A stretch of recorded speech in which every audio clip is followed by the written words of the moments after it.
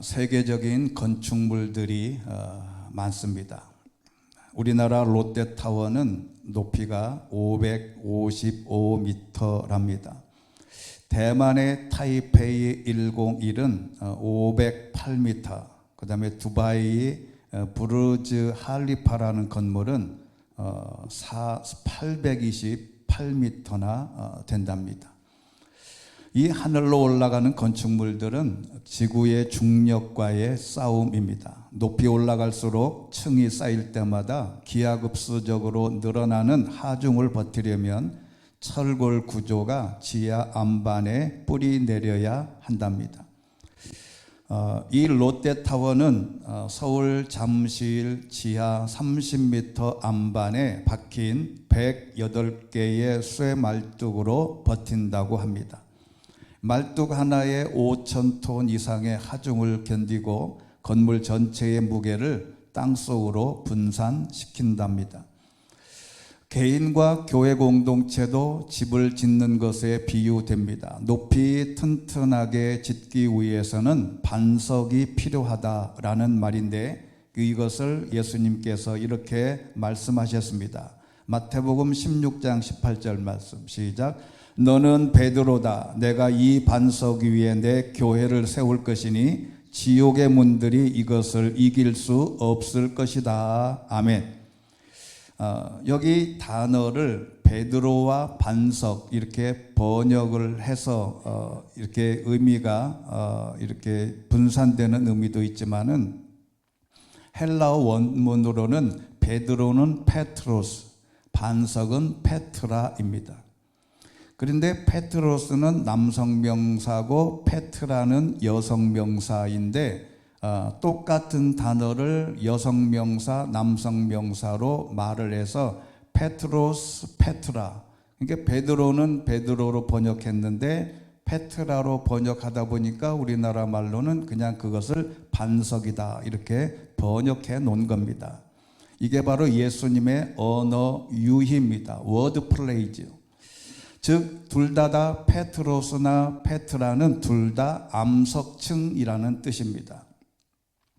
신앙이라는 집도 마찬가지인데 예수님이 똑같이 말씀하셨습니다. 여기도 누가복음 6장 48절 같이 한번 읽겠습니다. 시작. 그는 땅을 깊이 파고 바위 위에 단단히 기초를 세운 건축자와 같다. 홍수가 나서 폭우가 덮쳐도 그 집은 흔들리지 않았다. 그 집이 잘 지어졌기 때문이다. 아멘. 신앙의 집도 믿음이라고 하는 반석 위에 세워져야 한다. 그 반석을 기초다 이렇게 설명했습니다. 이 기초라고 하는 것은 헬라어로 데멜리오스라고 하는 말인데 그 밑에 어떤 것, 즉 진리의 체계 뭐 이런 깊은 뜻이 있습니다. 이것을 번역을 할 때는 영어로는 파운데이션이라고 번역을 했는데 보통 여성들이 화장을 본격적으로 하기 전에 기초적으로 바르는 화장품 이름을 그냥 파운데이션이다 이렇게 말하곤 합니다.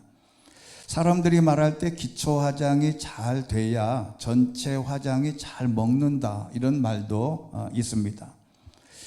그런데 우리나라에는 같은 단어가 여러 가지 의미가 있는 단어가 굉장히 많습니다. 그 중에 하나가 시체를 불에 살라서 불교식으로 장사 지내는 단어도 화장입니다.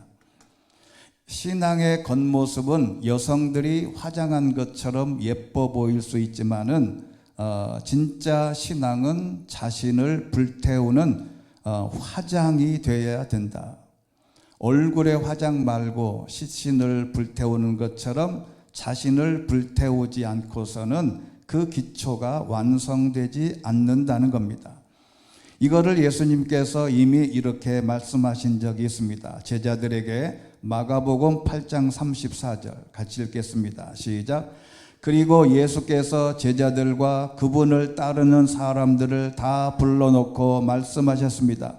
누구든지 나를 따르려거든 자기를 부인하고 자기 십자가를 지고 따라야 한다. 아멘. 이게 무슨 얘기냐면 나를 예수님을 따라가려면 자기를 부인해야 된다.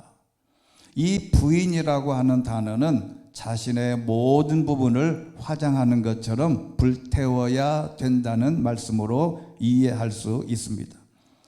구약시대의 짐승을 통째로 태워서 제물을 바치던 제사를 번제라고도 합니다. 다른 제사는 짐승을 잡아서 제사를 지내지만 다른 것은 제사장이 먹기도 하고 나누어 주기도 하고 음식을 나눠 먹지만은 이 번제라고 하는 것은 하나도 빠짐없이 모두 불태워서 드리는 제사 중에 하나입니다. 역설적으로 우리 자신을 통째로 태워버려야 반석이 완성된다고 하는데 그러려면 어떻게 해야 되느냐, 이게 방법론인데 오늘의 말씀을, 하나님의 말씀을 신뢰하고 믿어야 된다는 것이죠. 여러분, 우리는 길이 보이지 않을 때 하나님을 신뢰해야 할 10가지 성경 구절을 말씀드리고 싶습니다. 우리는 길을 갈 때 어떤 문제 앞에 있을 때 길이 보이지 않아서 안개가 끼고 폭우가 쏟아져서 그리고 사막 같은 세상에서 어느 길로 가야 될지 방향을 잃어버렸을 때 우리는 오로지 하나님의 말씀을 신뢰해야 된다는 겁니다. 첫 번째는 하나님께서 당신을 보호하신다.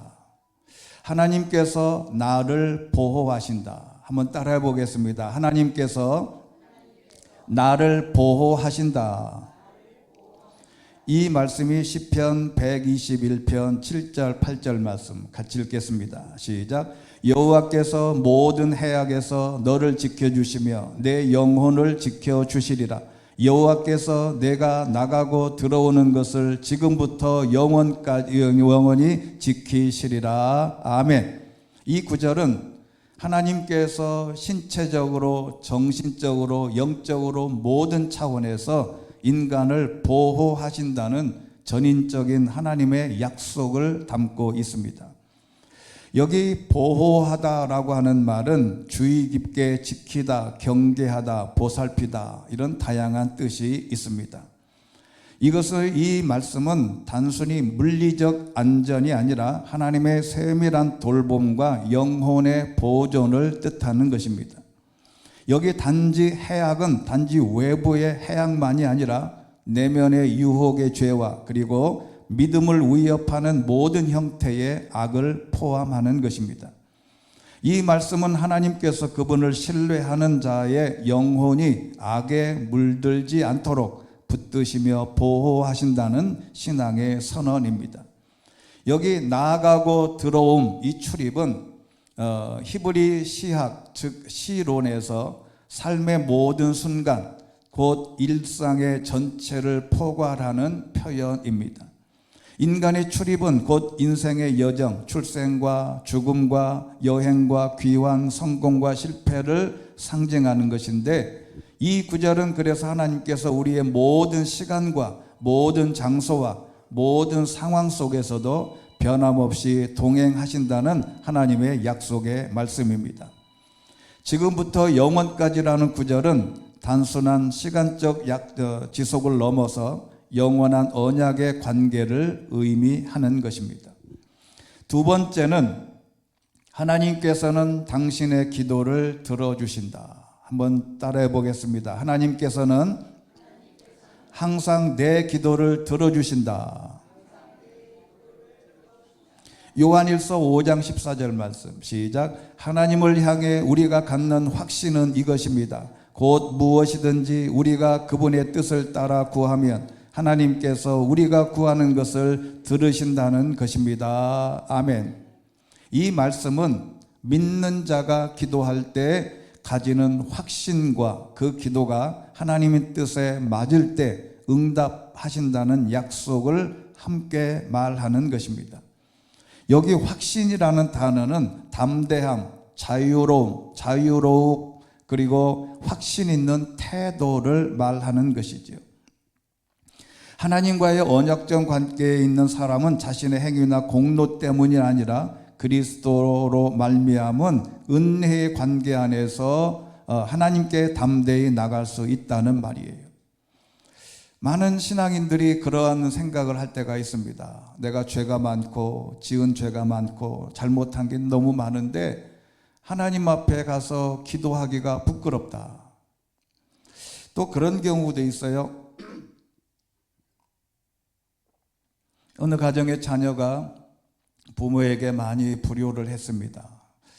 어머니 뜻, 아버지 뜻을 거슬려서 탕자처럼 살다가 나중에 이제 아버지가 돌아가실 때쯤 돼서 이제 아버지가 아들을 불러서 내가 내 재산을 너에게 다 주겠다 뭐 이런 식의 말을 하면 진짜 착하고 진짜 아들다우면 뭐 어떻게 말하겠어요. 내가 이제까지 아버지도 잘 못 모시고 아버지한테 불효만 했는데 내가 어떻게 이 재산을 다 받겠냐, 못 받겠다 라고 말하는 게 진짜 자녀의 모습일 수도 있습니다. 그런데 하나님 입장에서는, 아버지의 입장에서는 그렇지 않습니다.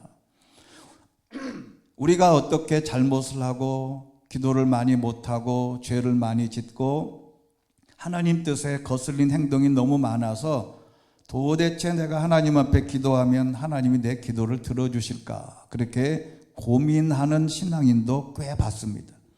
그럴 때 히브리서 4장 16절에 있는 말씀을 기억해야 합니다. 시작. 그러므로 자비하심을 얻고 필요할 때 도우시는 은혜를 얻기 위해 은혜의 보좌 앞으로 담대히 나아갑시다. 할렐루야. 은혜의 보좌 앞에 담대히 나갈 수 있는 믿음을 소유해라. 여러분, 여기에서는 무슨 얘기냐면, 내 기도를 들어주시는 것은 내가 잘나서 그런 게 아니고 예수 그리스도의 보혈의 은혜로, 그 은혜로 보좌 앞에 담대히 나아가게 하는 하나님의 약속이라는 것이죠.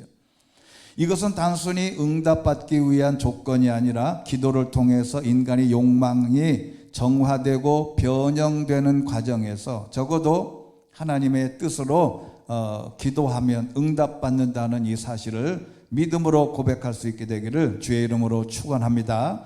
세 번째는, 하나님께서는 당신의 마음에 평안으로 채워주십니다. 요한복음 14장 27절 말씀 같이 읽겠습니다. 시작. 내가 너희에게 평안을 주고 간다. 곧 내 평안을 너희에게 준다. 내가 주는 평안은 세상이 주는 것과 같지 않다. 너희는 마음에 근심하지 말고 두려워하지 말라. 아멘. 우리가 요한복음 14, 15, 16장은 예수님의 유언입니다. 그런데 예수님이 첫 번째 14장에 말미에 내가 너희에게 평안을 주고 간다. 이게 놀라운 하나님의 은혜 중에 하나입니다. 제가 예전에 한번 말씀을 드린 적이 있어요. 지금은 장신대 건물이 이제 많이 리모델링 되고 새로 지어져서 지금 그 종합관이 없어졌습니다. 그 종합관 지하는 식당이고 1층에서 2층으로 올라가는 이 계단에 큰 그림이 하나 있는데, 그 그림 밑에 영어로 요한복음 14장 27절에 있는 말씀을 다 기록이 되어 있어요. 영어로 된 My peace give to you. 어느 날 그거를 늘 읽고 다니다가 심신이 곤고하고 힘들고 어려운 상황에 처했을 때 그것을 지나다가 이 구절이 눈에 딱 띄었습니다. 나의 평안을 너희에게 주고 간다. 하나님께서, 예수님께서 말씀하신 나의 평안은 단순히 외적인 안정이나 분쟁의 부재를 뜻하지 않습니다. 이 말은 하나님과의 온전한 관계의 회복이고 내면의 조화를 말합니다. 이 평안은요, 고난 중에도 흔들리지 않는 내적 확신과 신뢰를 말하는데, 왜 그러냐면 하나님이 나와 함께 계신다고 하는 약속의 말씀을 믿으면 이게 하나님의 은혜와 축복입니다. 고난 중에도 흔들리지 않는 내적 확신과 신뢰는 하나님이 나와 함께 하신다는 존재론적인 평화입니다. 하나님이 나와 함께 하시면 세상의 어떤 두려움도 심리적인 근원도 흔들리지 않는다는 그 확신이 우리에게 필요하다는 것이죠. 네 번째는 하나님께서 우리의 모든 눈물을 닦아주신다고 약속하셨습니다. 요한계시록 2장 21장 4절 시작. 그들의 눈에서 모든 눈물을 닦아주실 것이며 더 이상 죽음이 없고 다시는 슬픔이나 우는 것이나 아픈 것이 없을 것이다. 이는 처음 것들이 지나갔기 때문이다. 아멘. 여기 처음 것들이 뭐겠냐? 처음 것들은 이 땅에 와서 살면서 겪는 죽음과 슬픔과 울음과 질병과 모든 고통은 타락 이후의 세계를 지배했던 모든 것들이 첫 번째입니다. 그런데 두 번째는 새 하늘과 새 땅 모든 현실을 종결시키시고 영원한 생명과 기쁨의 질서를 바꾸어 주신다는 것인데, 이는 하나님의 나라에서 더 이상 인간의 상처나 트라우마나 불안점이 존재하지 않음을 의미하고, 눈물을 닦는 하나님은 개인의 내면 깊은 곳까지 회복시키시는 하나님의 친밀하고 인격적인 사랑을 상징하는 것입니다. 누군가가 내 옆에서 힘들고 어려울 때 눈물을 닦아주는 그가 진짜 하나님의 사람이고, 또는 하나님은 우리의 모든 눈물을 닦아주신다고 약속하셨습니다. 다섯 번째는 하나님께서는 항상 당신 곁에 계신다. 마태복음 28장 20절 말씀 시작. 내가 너희에게 명령한 모든 것을 그들에게 가르쳐 지키게 하라. 보라, 내가 세상 끝날까지 너희와 항상 함께 있을 것이다. 아멘. 예수님께서 부활하신 후에 하늘로 승천하시기 직전에 마지막 말씀이에요. The Great Commission, 마지막 지상 명령인데 제자들에게 맡기신 사명과 약속을 동시에 담고 있습니다. 내가 너희와 항상 함께 있을 것이다. 이것은 히브리어로 임마누엘의 하나님을 상징하는 것입니다. 이 말씀은 인간의 근본적 불안과 고독에 대한 위로로 해석할 수 있는데, 하나님이 항상 나와 함께 하신다고 하는 약속의 말씀을 내 신앙으로, 내 고백으로, 내 마음으로 고백할 수 있게 되기를 주의 이름으로 축원합니다. 여섯 번째는 하나님께서는 당신을 돕는 분이시다. 히브리서 13장 6절 말씀 시작. 그러므로 우리는 담대히 말합니다. 주는 나를 돕는 분이시니 나는 두려워하지 않을 것이다. 사람이 나를 어찌 하겠는가. 아멘. 이 말씀은 주께서 나를 돕는 이시니, 돕는다라고 하는 표현은 보에토스라고 하는 헬라어인데, 이 말이 기가 막힌 뜻이 있습니다. 즉시 달려와 돕는 자라는 뜻입니다. 제가 상당교회에 있을 때 가끔 그때 한참 여자 성도들이 차를 구입해서 차량을 운행하는 그 타이밍이 그때가 많았어요. 그전에는 남자만 운전하고 다녔는데 그 어간에는 여자분들이, 집사님, 권사님들이 차를 사서 늘 운행을 해요. 근데 이제 여자분들이 운전이 미숙하다 보니까 가끔 사고가 나요. 그러면 그때는 핸드폰도 없어요. 그때는 근데 한 번은 이렇게 연락이 왔어요. 갑자기 사무실에 있는데 어떤 여자 집사님이 사직 체육관 앞에서 교통사고를 냈는데 겁나다고. 그래서 빨리 좀 와달라고. 그래서 우리가 생각하기에 남편한테 연락하지 왜 우리한테 연락하나 그랬더니, 남편은 어디 갔어요? 직장에 출근했기 때문에 전화도 안 돼, 핸드폰도 안 돼. 그래가지고 부목사들이 그날 5명이 아무것도 안 하고 가만히 이제 다른 용물을 보고 있었는데, 그 얘기 딱 듣자마자 야, 우리 혼자 갈까? 그러다가 아니다, 우리 5명이 다 가보자. 그래가지고 한 차로 사직 체육관, 거기서 교회까지 한 5분 정도밖에 안 돼요. 차에서 딱 갔더니 우리가 객관적으로 딱 봐도 우리 교회 집사님이 잘못한 게 없어. 근데 이제 여자라고 그 운전수가 막 우격다짐으로 막 그러는 거예요. 보니까 벌써 막 목소리가 커졌어. 그러다가 이제 우리가 딱 가가지고 이제 저희들도 이제 덩치가 있잖아요. 저도 이제 그렇지만 저희 동료도 하나도 1m 78짜리가 있어요. 덩치가 이만해요. 그래가지고 딱 내려가 5명이 차에서 딱 내려서 막 걸어갔더니 근데 이 집사님이 이제 구세주를 만난 거지.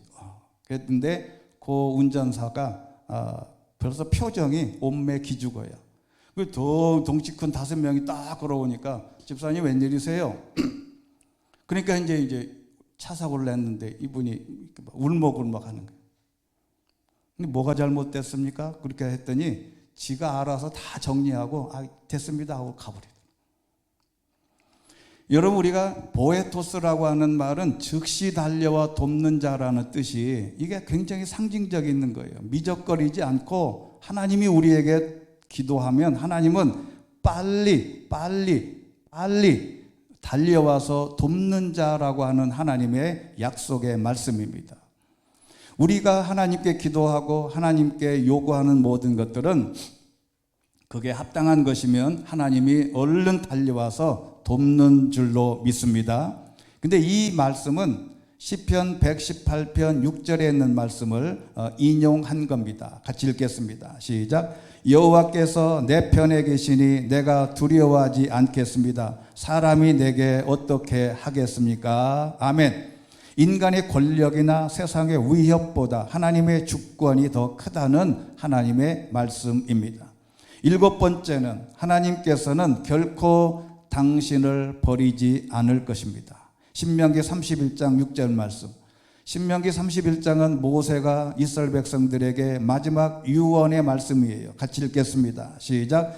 강하고 담대하라. 그들을 두려워하거나 무서워하지 말라. 그분께서는 너희와 함께 하실 하나님 여호와시니 그분이 너희를 떠나지도 버리지도 않으실 것이다. 아멘. 할렐루야.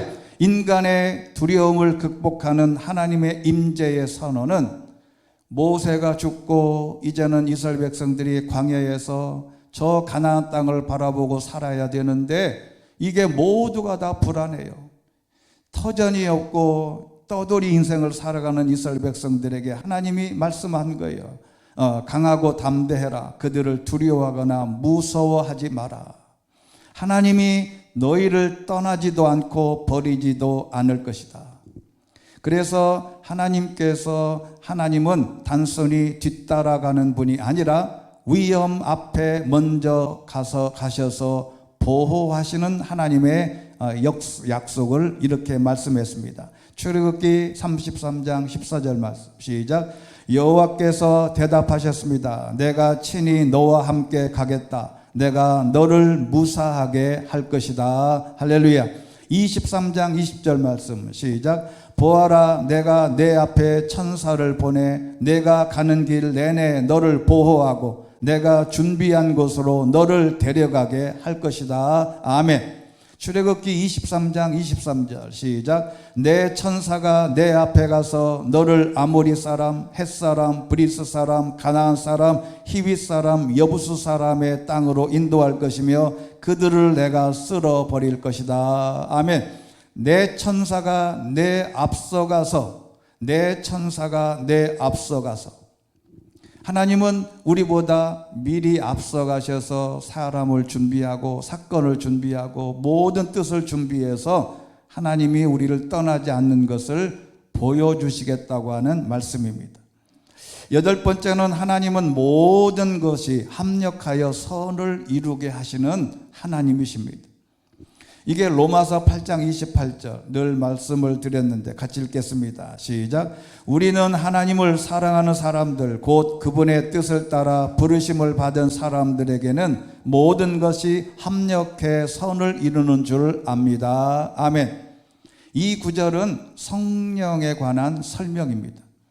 여기 등장하는 합력은 아주 놀라운 뜻이 담겨져 있습니다. 우리가 보통 생각하기를 모든 사건을 종합적으로 판단하고 여러 가지 사건을 합해서 결과적으로 선을 이루고 있다는 것으로 생각할 수 있는데 그것은 두 번째 뜻입니다. 여기 합력이라고 하는 뜻은 슈넬게오라고 하는 헬라어인데 이게 동역자가 되다 함께 일하다라는 뜻이에요. 이 말은 하나님이 성령님이 나와 힘을 합해서 모든 문제를 해결해 주신다고 하는 약속의 말씀입니다. 하나님이 나와 힘을 합한다. 여러분, 우리가 초등학교 다닐 때, 지금은 이제 운동회도 많이 못 합니다. 우리 현지에서 서울인가 어느 학교에서 운동회를 하다가 주변에 있는 아파트에서 신고해가지고 운동회도 취소한 적이 있습니다. 참 세상이 어떻게 될는지는 모르겠지만, 제가 베트남에 여행 갔을 때 이제 돌아다녀 보니까 베트남에는 학교에 운동장이 없어요. 여러분, 그게 상상이 됩니까? 베트남 학교에는 운동장이 없어. 운동장이 모든 학교가 다, 중고등학교가. 그게 너무 신기해서, 아니 여기 학교라는데 왜 운동장이 없어요? 그랬더니 프랑스의 식민지 받을 때 프랑스 사람들이 이 학생들을 운동하지 못해서 체력을 다운시키려고 운동장을 없애버린 거예요. 여러분, 이게 얼마나 기가 막힌 작전입니까? 일본도 아주 우리나라를 통치할 때 뭐하는 머리를 썼는데, 프랑스 사람들이 베트남 사람도 어린아이들 운동장에서 뛰어놀면 건강해져가지고 자기들 이렇게 쿠데타 할까봐 아예 운동장을 없애버렸다니까. 여러분, 우리나라에도 지금 많은 학교들이 운동장에서 운동회를 못할 만큼. 근데 운동회 할 때 제일 많이 하는 게 뭐지요? 줄다리기입니다. 근데 줄다리기는요, 한 사람만, 힘센 사람이 이쪽으로 가냐 저쪽으로 가냐에 따라서 성패가 갈릴 수도 있어요. 팽팽할 때는 한 사람, 센 사람이 이쪽에 가면 확 넘어와요. 여러분, 하나님이 우리의 모든 문제들을, 하나님께서 어떤 문제가 힘이 되거나 내가 힘으로 안 되거든, 그렇게 기도하시면 돼요. 하나님, 저와 좀 힘을 합해 주세요. 그럼 하나님이 그 힘을 합하면 우리가 하나님의 말씀으로 승리할 줄로 믿습니다. 우연처럼 보이는 사건들 뒤에 하나님의 주권적인 능력이 작동되고 있다고 하는 신앙적 통찰을 이렇게 상징적으로 표현한 것입니다. 하나님과 힘을 합하면 하나님 모든 문제에서 승리할 수 있습니다. 9번째, 하나님은 나를 위해 대신 싸워주신다. 출애굽기 14장 13절 말씀 시작. 모세는 이스라엘 백성들에게 말했습니다. 두려워하지 말라. 굳게 서서 여호와께서 오늘 너희에게 베푸실 구원을 보라. 너희는 이 이집트 사람들을 다시는 보지 못할 것이다. 여호와께서 너희를 위해 싸울 것이니 너희는 그저 가만히 있기만 하면 된다. 이스라엘 백성들이 너무 힘들고 어려우니까 이제 우리는 죽었다라고 하니까 그러지 마라. 내가 너희는 가만히만 있어도 내가 너희를 잘 지켜주겠다. 상황이 아무리 절망적일지라도 하나님께 대한 신뢰와 두려움을 이기라고 하는 하나님의 약속의 말씀입니다. 여호와께서 너희를 위해 싸우시리라고 하는 말씀은 구원의 주체가 인간이 아니라 전적으로 하나님이심을 선언하는 것입니다. 절대적으로 인간의 힘으로는 감당할 수 없는 부분에 하나님이 나타나셔서 해결하신다는 것이죠. 그래서 하나님께서 말씀한 것은 너희들이 그렇게 크게 움직일 거 없고 하나님께서 내가 너희를 위하여 대신 싸워주신다.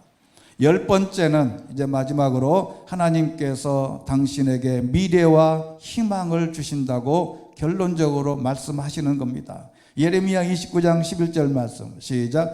여호와의 말이다. 내가 너희를 위해 갖고 있는 계획들을 내가 알고 있으니 그것은 평안을 위한 계획이지 재앙을 위한 것이 아니며 너희에게 미래와 소망을 주기 위한 것이다. 아멘.